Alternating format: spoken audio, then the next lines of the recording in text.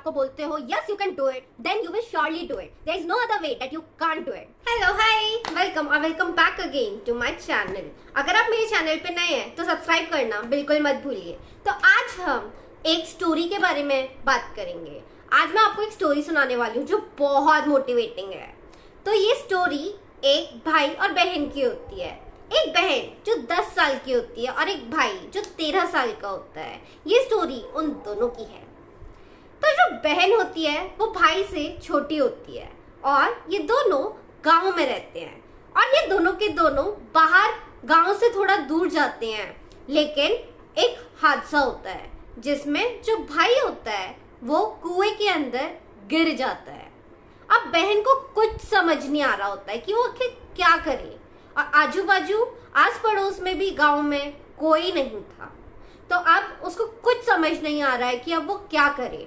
उसका भाई कुएं में गिर जाता है और अब वो चीख रहा है, बिलख रहा है कि यार मुझे कोई बचा लो, बचा लो, बचा लो. अब ये छोटी सी बहन क्या करेगी?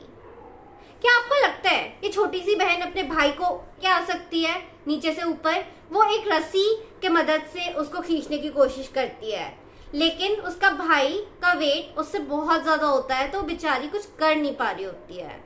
लेकिन वो करती रहती है, करती रहती है, करती रहती है. क्या आपको लगता है कि वो अपने भाई को नीचे से ऊपर लेके आ पाएगी? To my surprise, to everyone's surprise, yes, she was able to carry her 13-year-old brother with her determination. जब उन लोगों ने ये वाली बात अपने गांव में बताई कि कैसे उस लड़की ने अपने भाई को रस्सी से खींच लिया, किसी ने भी उन पे बिलीव नहीं किया. पर एक संत जो उधर एक गुरु थे, उन्होंने उनकी बात पे बिलीव किया और कहा कि ये सिर्फ इसीलिए पॉसिबल था, उधर कोई भी नहीं था उस लड़की को बोलने वाला कि ये तुम नहीं कर सकती, ये तुम नहीं कर सकती. बस उसको उधर वही खुद दिख रही थी जो वो खुद को बोल रही थी, yes I can do it. हाँ, मैं अपने भाई को नीचे खाई से, अपने भाई को नीचे कुएं से ऊपर खींच के लाऊंगी. इधर मेरे सिवाय मेरे भाई के लिए कोई और नहीं है. मुझे ये आखिरकार करना ही करना है. तो वो लड़की अपने भाई को इस तरह से बचा लेती है. तो इस स्टोरी से हमें क्या समझ में आता है?